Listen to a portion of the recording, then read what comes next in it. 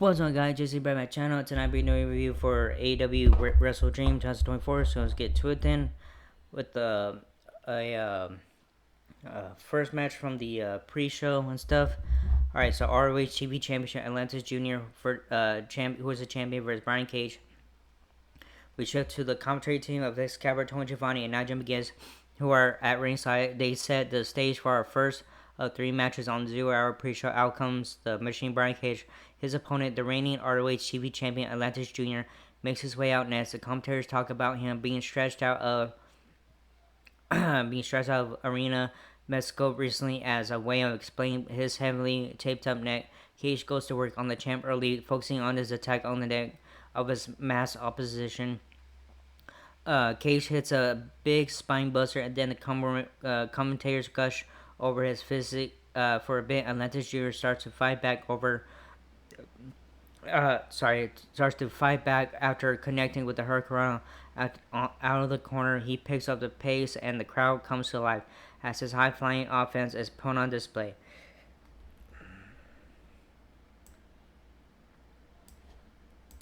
He hits a diving crossbody, but Cage rolls too forward to avoid being pinned. Atlantis Jr. hits a big dive through the ropes to splash onto the machine gun at ringside. He returns to the ring and flies over the ropes for a splash this time, but Cage barely catches him, so he lands real hard. After some more back and forth action, Cage ends up connecting with his drill club finisher. He quickly follows up with the pin for the victory with the win. The Machine Brian Cage is your new ROH TV champion. So winner and new ROH TV champion Brian Cage. Alright, next match. Sorry. Alright, Cameron versus Anna Jay. Backstage, before the match started, backstage, MXM Collection hyped their special surprise person for later in the show. When they face the Acclaimed, Rico is then introduced, and the former WWE superstar looks identical to his old days. Back inside the arena, Hardy Cameron makes her way to the ring. The commentators talk about Hardy only having a little over a dozen matches since making the transition from model to AEW. To AEW start. She surprised the announced team throughout the first several minutes of the bout, dominating the offense over the most experienced Jay. Although she fared better than expected, Cameron ended up getting overtaken by Jay, who brings things to a head by hitting her finisher and scoring the pinfall victory over her less experienced opposition to wrap up the second match of this evening. So winner is Anna Jay. Alright, MXM clash with Rico versus the Acclaim with Daddy Ass Billy Gunn. It's time for the third advertised match on the 90-minute 0 hour pre-show here at AEW Wrestledream 2024. With that in mind, Rico Constantino accompanies MXM Collection as they head to the ring for scheduled tag team action. The Acclaim's theme hits, and out comes Max Caster doing his freestyle rap routine, accompanied by Anthony Bones, who hits lines about dicks not working and MXM Collection being up each other's butts like Diddy, like P Diddy. I don't know what I'm talking about. Damn, that was fucking funny. Anyways, Billy Gunn gets on the mic and talks about Rico being a guy who almost convinced him to marry another guy. He says, "Sorry, Anthony." After that, like, whoops, the bell sounds and Master and Bones kick things off for respective teams. Alright, Caster tags in and hits a Manhattan drop that shifts the offense momentum into the favor of the Acclaimed. Rico, who was old when I was a kid, hits a spinning back kick as a cheap shot on the floor. Did I mention he looks identical to his WWE days? Found out new type stuff. Alright, yeah, I didn't wrote that. The person that made this did that. Alright. MXM Collection takes back over the interference. Rico ends up getting involved, leading to Gunn hitting the famed Aster on him. Bones hits the rival, and Caster follows up with a mic drop for the win. So winners are the Acclaim. Alright, we have a segment coming up. Tony Khan with Antonio Inoki's grandsons. The AEW president Tony Khan came out to the stage, and some special guest Khan was joined by the grandsons of the late great WWE Hall of Fame legend and Japanese pop culture icon Antonio Inoki. Antonio and Hiroda Inoki came out with a trademark red towel around their necks, like Inoki used to wear, and joined Khan and doing Inoki's Ichi ni Sandan chant with the Tacoma crowd. All right, next match, the last match on the pre-show.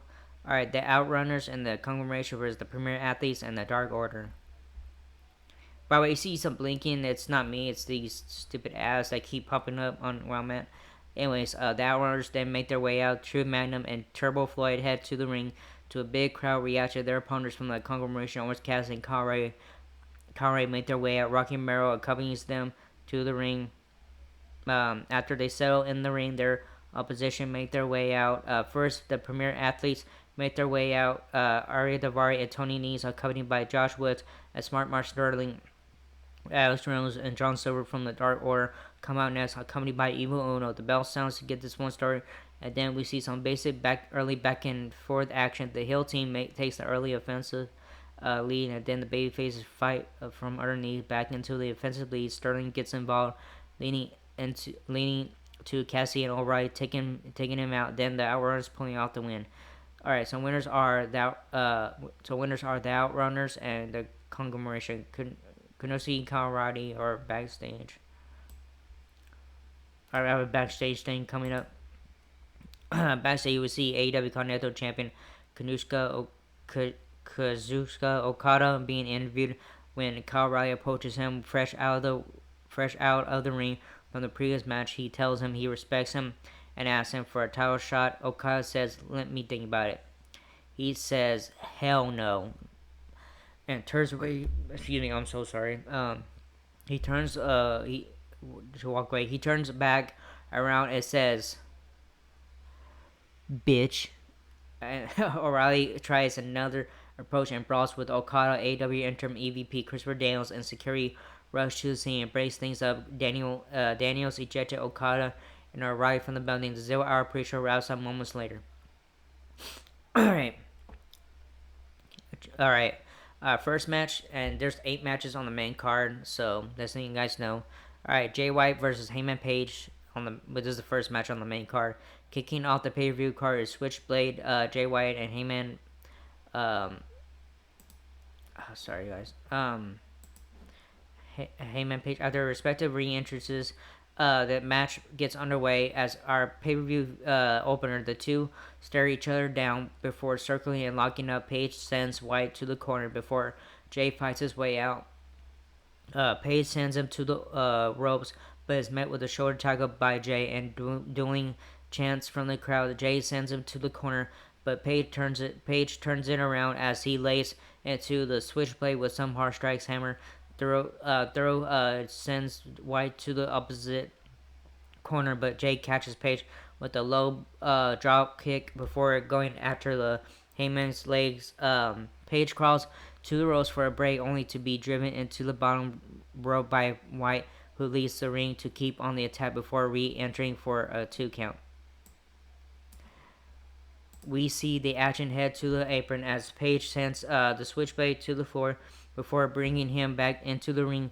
Jay back to his feet, fighting back with some punches, but Page is quick to retaliate with some elbow strikes. The ground Jay to the mat. Page brings the switchblade back to his feet for a chop, followed by a fallaway slam into the corner for a near fall. He takes Jay to the corner for some mountain punches, but White fights back to escape, only for Page to swing him around to the canvas for another near fall. Jay slowly gets to his feet, taking the punches of Page as he fights back with the right hand, but Page rattles him with the right hand of his own, sending the switchblade back down. Page sends him to the ropes, but White stops his momentum before evading a buckshot lariat attempt. Jay goes to the corner and catches Page by surprise with a suplex into the card before getting back up. Page uses the turnbuckle to get back up as Jay lays into him with some strikes, but Page escapes the switchblade's grasp, not for long. Through as Jay hits him with the DDT and gets the cover for Page to kick out. The two lock up as each looks for the upper hand. Jay catches Page for a suplex, but the Heyman escapes only to be driven down by Jay, who lands a German suplex and brings for a near fall. White gets Page on the turnbuckle, on the top turnbuckle now, but Page digs into the face of the Switchblade to fight him off. All right, come on. All right, White finds excuse me. White finds his footing, however responding with a chop that hangs the Heyman in a tree of woe before leaving the ring for some chops to the chest of Page, digging his hands into Page's face as an act of revenge. Page finally breaks free from the ropes as Jay gets onto the apron, only to be driven onto the hardest part of the ring with the Death Valley driver from the Heyman. Page looking for a buckshot lariat as Jay tries to keep him at bay, but the Heyman rattles him with some forearm strikes to take him down. White manages to retaliate with a dragon screw that sends Page to the floor, only for Page to respond with the power bomb, sending White onto the steel steps with a nasty thud. Jay gets to his feet as the ref tells Page to bring this match back to in the ring, giving a White brief opening to attack before Page goes back on the attack. Page has a belt in hand as the ref continues to get involved. This allows Jay to hoist Heyman up, where he dumps him knee first onto the ramp. Jay crawls toward the ring. Page is trying to recover while the ref begins the cover, but White breaks the count when he leaves the ring. White blasts Heyman with a big clothesline back inside the ring. White sends Page in the corner and unloads on him with a flurry of strikes. Alright, Page fights back, but White blasts him down into the mat for a 2 count. White goes for a Blade Runner, but Page avoids it. White hits a half and half suplex. He goes for a Blade Runner again, but Page counters with Deadeye. Page goes for a buckshot lariat, but leaps into the Blade Runner from White, who follows up the pin for the win. So winner is Jay White. Alright, next match, AEW Women's Championship. The Glamour May, who is the champion, versus Will Nightingale. Excuse me. The pre-match video package sets the stage for our second pay-per-view bout of the evening, which features a world title on the line. Willow Nightingale makes her way to the ring first, followed by reigning and defending AEW Women's Champion, the Glamour May. The bell sounds and we're official on their first world title bout for AEW this evening. The two lock up and Nightingale hits a hip toss for the first offense in the match. May fights back and sending Nightingale to the corner once more, but Will cartwheels out of the way. Mariah attacks her on the rope, but Will takes control and sends the champ into the turnbuckles. Come on. May fights back and stomps away at Nightingale before hitting Snapmare Mariah with a cover, but Will kicks out May, falls up with a chin lock, but Will starts fighting back to her feet before the champ drives her down hard. Mariah follows up with a series of white hands, but the challenger fights back by biting the champ's head. This forces May to retreat quickly before bringing Willow to her feet and to the ropes, but Nightingale sends her down to the canvas by her blonde locks. Nightingale is in control now as she continues the attack, culminating in a powerbomb for a near fall. Mariah fights back with a German suplex, but Willow kicks out this time. May looks for an Indian deathlock. Willow fights back by going after the champion's knee, leading to a set of strikes from Mariah. Before the challenger forces her shoulders down for a near fall. Willow catches the champ's head, snapping it against her knee before she escapes free. May gets back into a comfortable offensive lead again. Nightingale avoids Storm Zero and tried another pounce, but this time May hit a headbutt. May hits a Dr. Bomb. Both end up down, and Nightingale gets up first. She lands with a big boot and a violent running DVD to the corner for a super close 2 count. Alright, May fights back and May fights back and looks for a corner and for a head scissors, but Nightingale avoided it, and tries for a powerbomb instead. May counters with the hurricane and then a charging knee strike. She follows that up with the storm zero for the win to retain. So winner and still AEW Women's Champion, the Glamour Mariah May. Alright, next match, TNT Championship. The scapegoat, Jack Perry, who is a champion, versus Kazuya Shibata. After the women's world title bout wraps up, we gear up for our next match, which again features championship gold on the line. Kazuya Shibata makes his way to the red with his trademark towel. He sells inside the square circle and awaits the champ. The scapegoat, Jack Perry, heads out, and the TNT champion is ready for his latest defense. The bell sounds. Official armor this one. Perry and Shibata lock up to get things started. Perry gets the early offensive advantage, sending Shibata into the corner and working him over. Alright, come on. Alright. Shibata fights back with a bunch of chops. As the crowd comes to life, the two go at it before Shibata sends the champ to the corner for some more chops, but Perry evades a running drop kick to escape to the ring. This turns out to be a mistake, however, as Shibata leaves the ring to hit him with a snap suplex against the apron. When the action resumes in the ring, Shibata hits a few forearm strikes before connecting with the running dropkick in the corner. He sends Perry down with a snap suplex for near fall, rising to his feet to hit a few Kawada kicks on the champion. Perry heads to the corner, but is brought back to the center by Shibata. Perry catches him with a snare trap. Shibata is able to escape, but the champ takes him down with a DDT before going to the corner. Shibata evades the knee, cinching in a slippery hold on Jack. Instead, Perry is struggling to escape the hold and instead gets Shibata's shoulders onto the canvas. Shibata doesn't quite realize his shoulders were down as he keeps the hold locked in, and as a result, Perry pins Shibata. The crowd was not happy about that. The ref confirms it after conferring with Shibata. Perry gets back up and blasts Shibata before Danny Garcia comes down for the save. MGM makes his way out to confront Garcia. Now Perry catches Garcia by surprise and runs off with his title. Excuse me.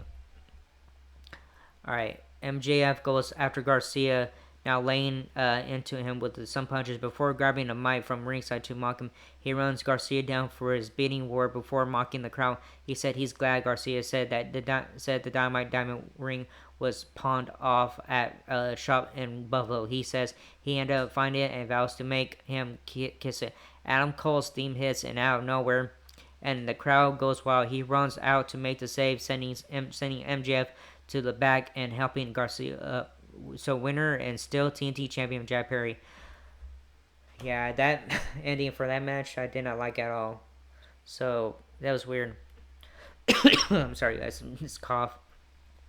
Alright, next match, AEW International Championship. Will Ospreay, who's the champion, versus Ricochet versus Kinoshiki Takeshita. The pre-match video package for our next bout airs, ascending the stage for the three-way showdown for the AEW National Championship between Will Ospreay and Ricochet and Konosuke Takeshita.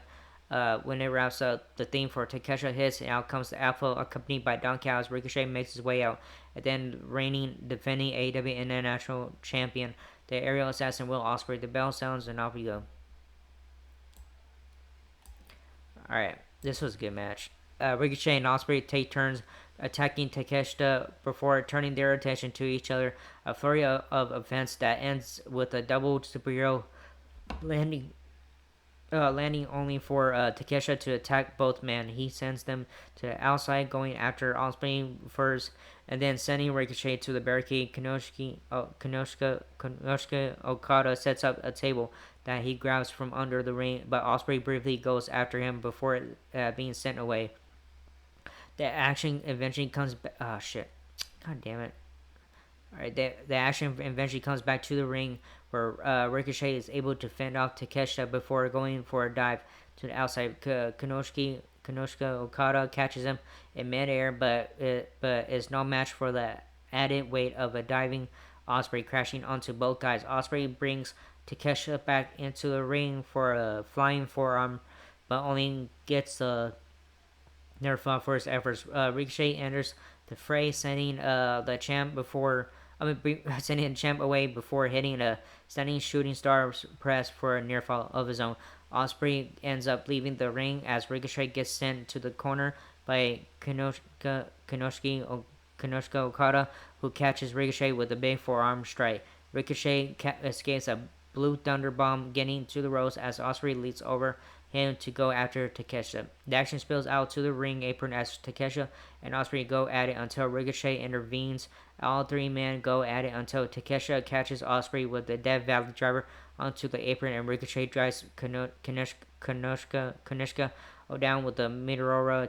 Takeshita gets set up onto the table as Ricochet goes across the ring for speed, but Osprey catches him with a Spanish fly for a 2 count. Alright, Ricochet counters out of a Stormbreakers for a 2 count and sends the champ down for a backslide bomb to grab another 2 count. After some more back and forth action, we see Osprey get caught with a spinning kick by Ricochet, who lands a shooting star press off the top turnbuckle for the cover, only for Takeshita to take advantage, getting a near fall of his own in the end.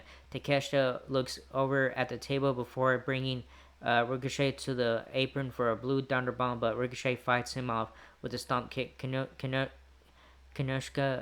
Okada counters out of a vertical, setting Ricochet up for a modified tombstone pile driver off the apron and through the table. Takeshita doesn't get time to enjoy the moment as Osprey sends him back into the ring, getting a near fall once and then going for a cover. Before Callis pulls the ref out of the ring, Callis has a screwdriver in hand as he looks for revenge on Osprey, but the champ sets him up for a tiger driver until a hooded figure rushes into the ring, attacking him with a screwdriver instead. The figure reveals himself as Kyle Fletcher, and in the midst of all the confusion, the champ gets laid out with a running knee strike by Takeshita. Kyle wakes the ref up, getting him in the ring to make the count as Takeshita takes the win with the victory. Takeshita is now your AEW National Champion. After the match, Fletcher hits a title driver. Takeshita celebrates with his title. Damn. So it was a good. Oh, so winner and new AEW and National Champion Kanoshka Takeshita. Sorry. All right, that was a good match, anyways. All right, we have a Swerve makes AEW return against. All right, so AEW Swerve makes his AEW return. So this a segment coming up. All right, let me drink my tea.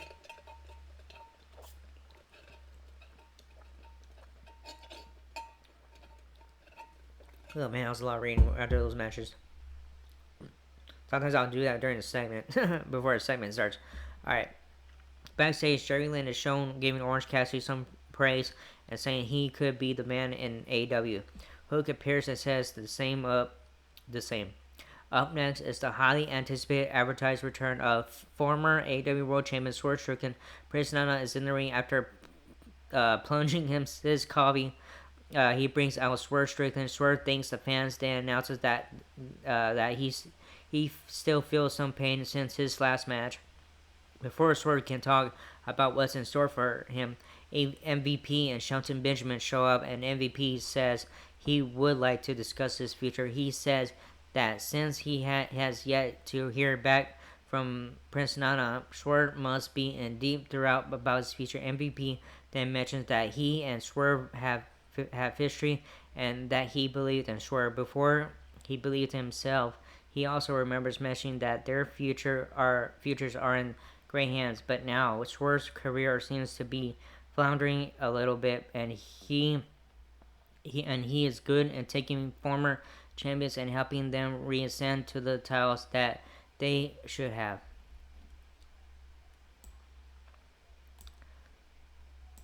Alright, MVP then proposes that they talk business. Then Swerve mentions their match in Defeat Wrestling from 2017 and how MVP has done what he has claimed to do, and also calls Shelton Benjamin an inspiration.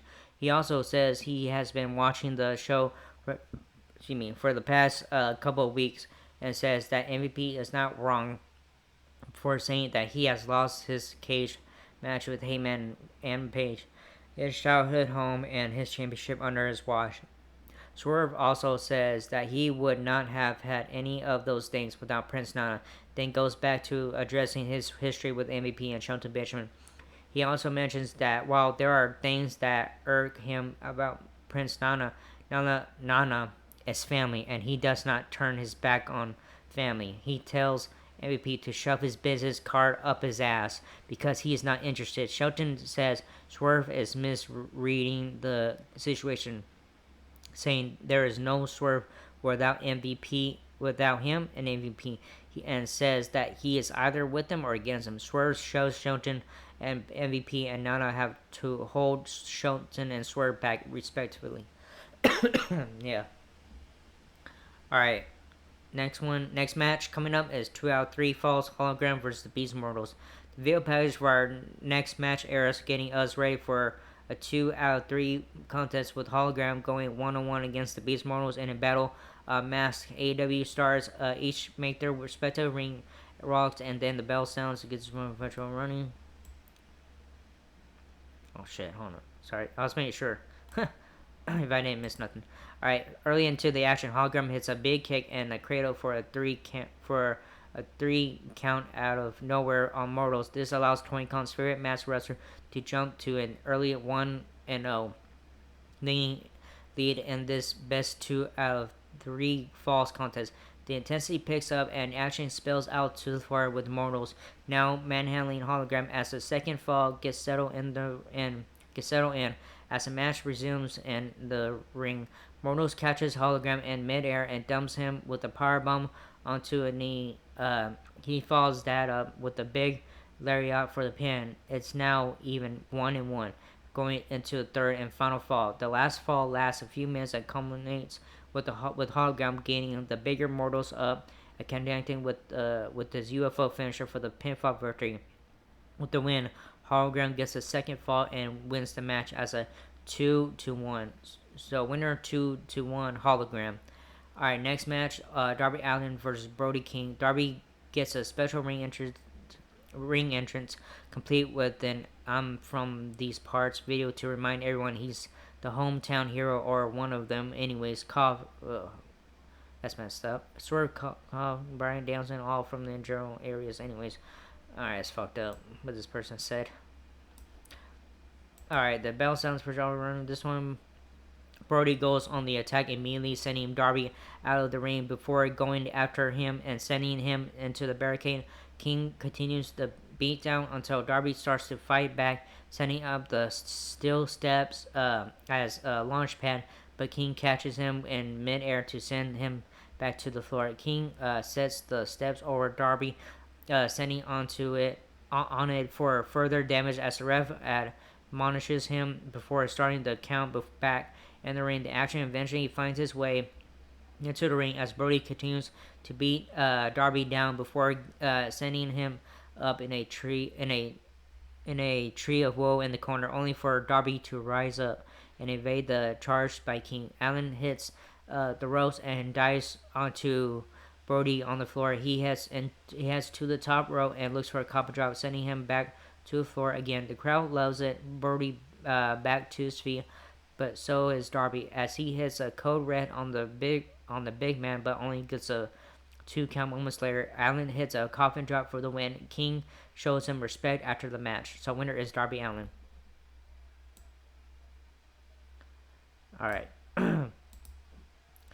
AEW Tag Team Championships. The Young Bucks, who are the champions, versus Private Party.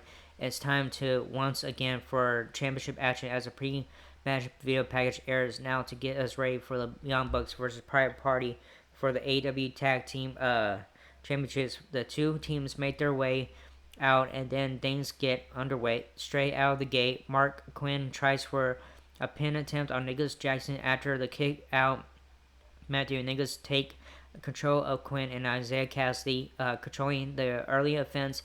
Zay enters the mix and they pick up another near fall attempt, but Matthew catches him with a super kick to keep the champs in control once more. Matthew gets the official tag as he lays in some kicks on Quinn in the corner, tagging Nicholas back in for a double team. Nicholas sends Mark to the ropes, but is met with a spinning kick from Quinn. who fends off the Bucks in the corner before making the tag to Zay. Zay goes on the attack, dodging the Bucks to hit them with a dropkick. Matthew tags in as Niggas gets taken out on the outside, taken out on the outside by Zay, who catches Matthew for a near fall. As we get a peek at Top Flight, Stokely watching on from ringside. Matthew fights back for a power bomb, sending Zay to the turnbuckle before Nicholas tags in. All right. Bugs with a foot stomp combination that is countered into Hissers as Zay gets a near fall. The action ends up on the apron as Matthew gets taken down by Private Party, only for the challengers to be dropped down by Nicholas. The champs send Quinn over the barricade, but Zay evades a TK driver before taking Matthew down, only for Nicholas to hit him with a Canadian destroyer from the barricade. Quinn hits a 450 splash. The ref has been counting, and he reaches 9 just as all 4 men slide into the ring to save the match for themselves. After all that chaos, it's Nicholas and Zay that are the legal men. As they trade strikes, Nicholas hits a roundhouse kick on Zay before taking him to the ropes. Fight between the two ends with Nicholas dropping Zay with a cutter for the cover for a 2 count. Matthew tags in as the Bucks look for a TK driver, but Quinn intercepts, leading to Zay getting a roll up for a near fall attempt.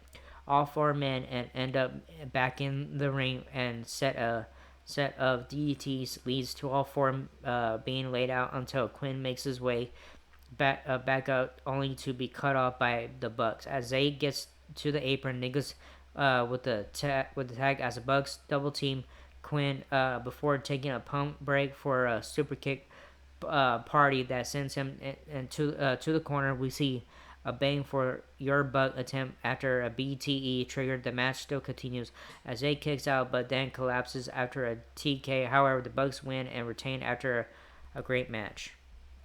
That was still a good match. So winner and still AEW Tag Team Champions, the Young Bucks. Damn. Alright, sorry guys. Alright, next match is ROH Championship. Mark Briscoe, who is the champion, versus Chris Jericho. The bill package airs for our next match of the evening, which features the ROH World Championship at stake as the commemorations.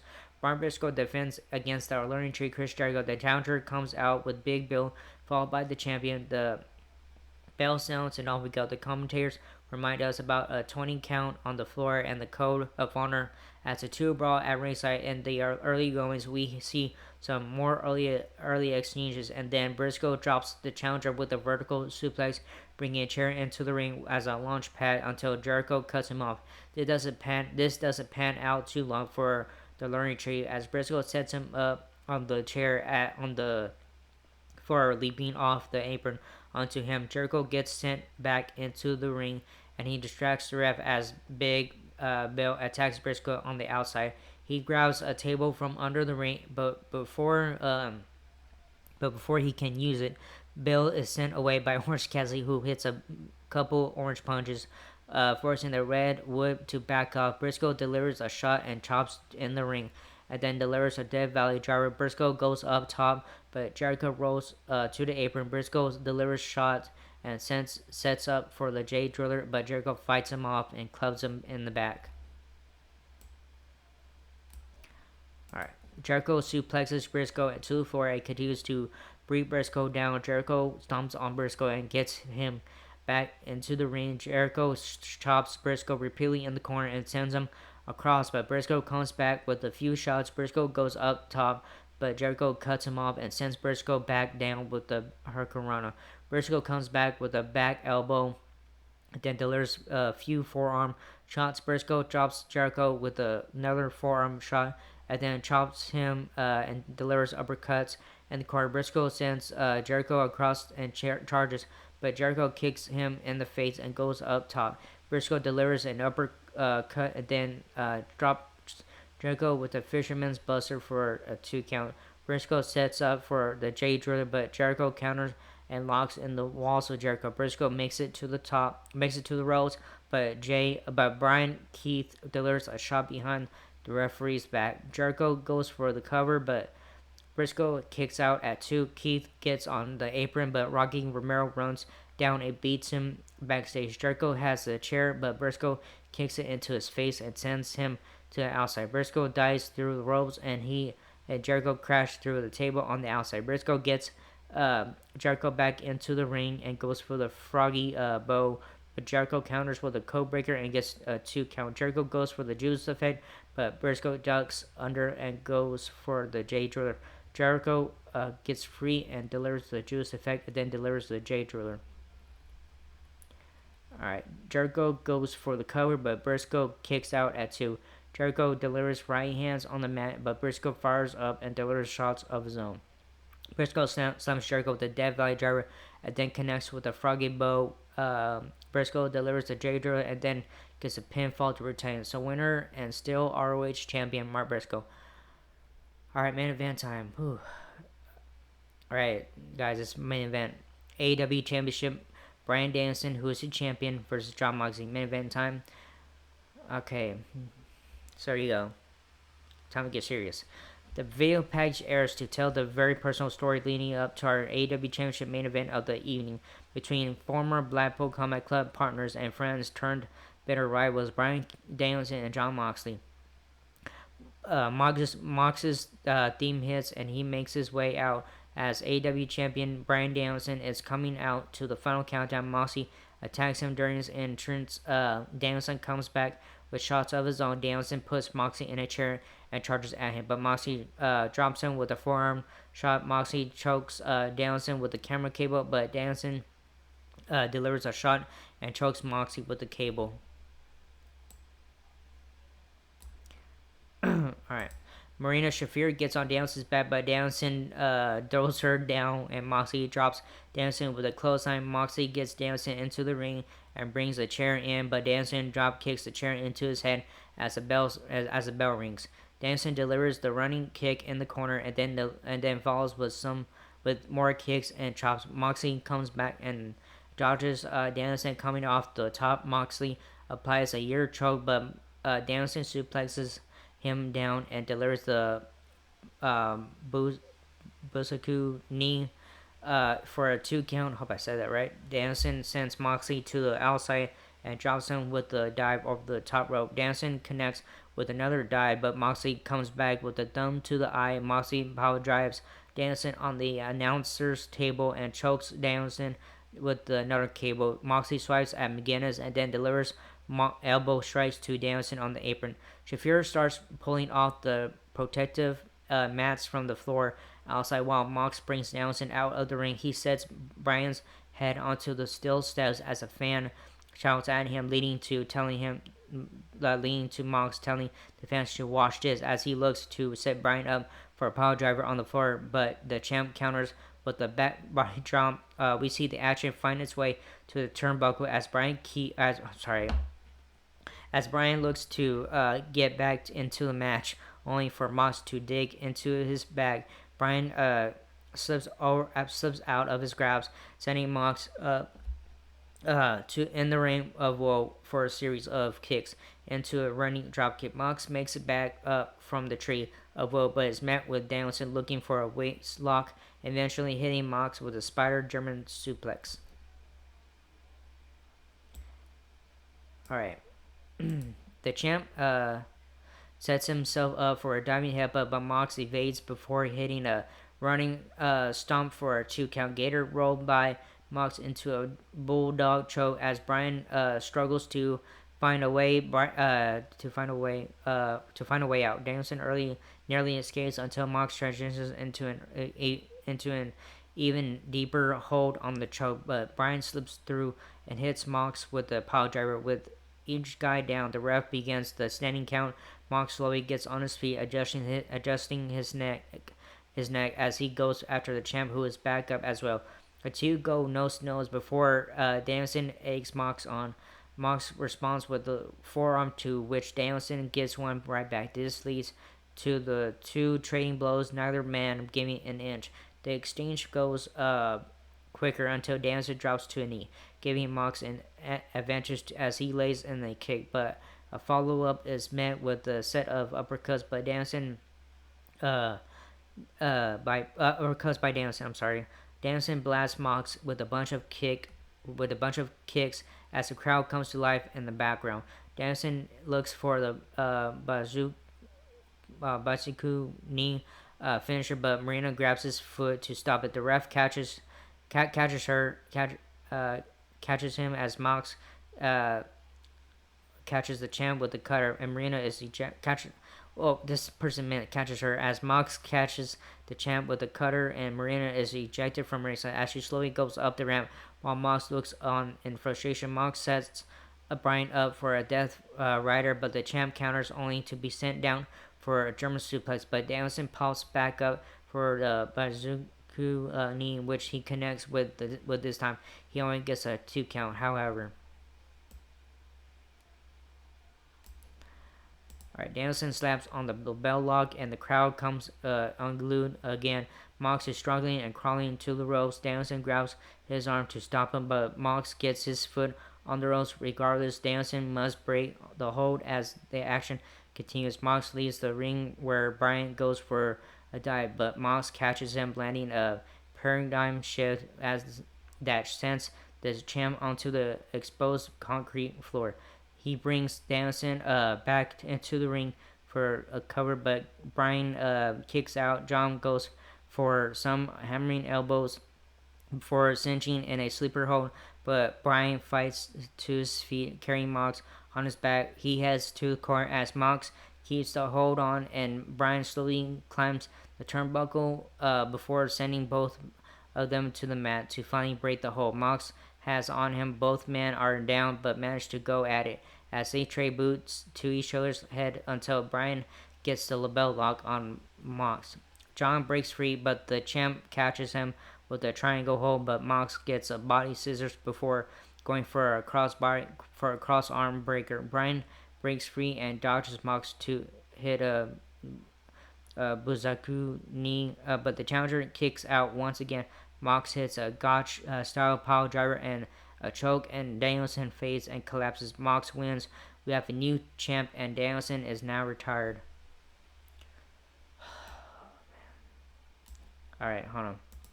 After the match, Casanoli, Pac, and Shafir join Mox in the ring. Mox takes the AEW title and puts it in a sack. He stops for a moment and then pulls out a plastic bag. They're gonna suffocate Danielson again as they go to do this. Darby Allin runs out with a chair to make the save. Wheeler Yuta ends up attacking, and they lock Allin to the ropes and make him watch as Yuta suffocates Danielson with a plastic bag. Jeff Jarrett tries to run out to help, but they beat him down too. They put Danielson's head in a steel chair and stomp on it. The entire locker room runs down and chases off the heels as a stretcher is brought out for Danielson, and Allin is unhooked from the ropes. They load Danielson up on the stretcher as Excalibur literally cries on commentary. So winner and new AEW champion Jon Moxley. Terry True, though, the fans, oh my god, they were quiet when Jon Moxley won. They were super fucking quiet when Jon Moxley won the championship. They were like, you just see the fans. I mean, they didn't show the reaction, like, you know how the camera shows the reaction, but you could tell from the fans, they were like this, like they didn't want to cheer for Jon Moxley. They wanted Bryan Danielson to win. So yeah, I was kind of emotional after that. So yeah, Excalibur, man, I could hear him crying for real on the commentary stuff. So I was like, man, like I feel like it's for real, like for real and stuff. But so it's like they wanted him gone and stuff. But I don't know. That's just me.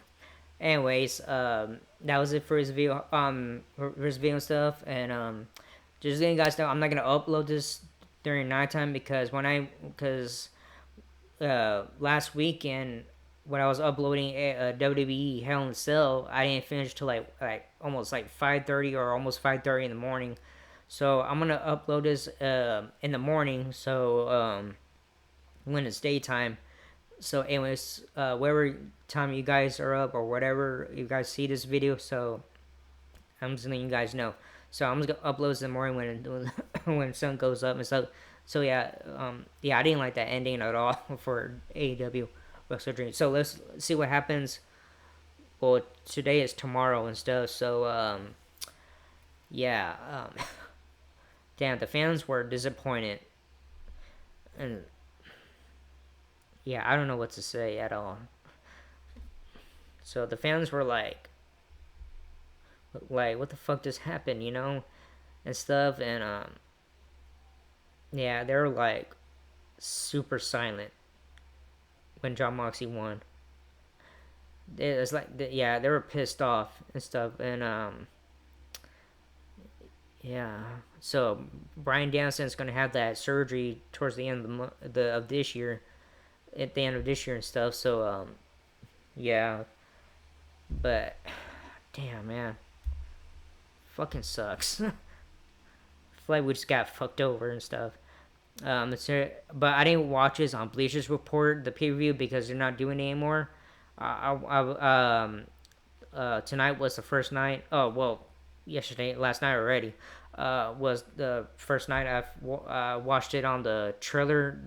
No, it's not Thriller app. It's called Trailer app, which is combination with Fight TV and stuff. So yeah, so I used it for the first time while watching the pay per view and stuff. So yeah, anyways, that was his first video. I hope you like it. If not, whatever. So leave a comment and stuff. If you guys want to leave a comment, I don't care. Anyways, that was it. Yeah, so I'll upload this in the morning stuff. So yeah, anyways, that was it. And I'll see you guys in next video for Monday Night Raw. Alright? Laters.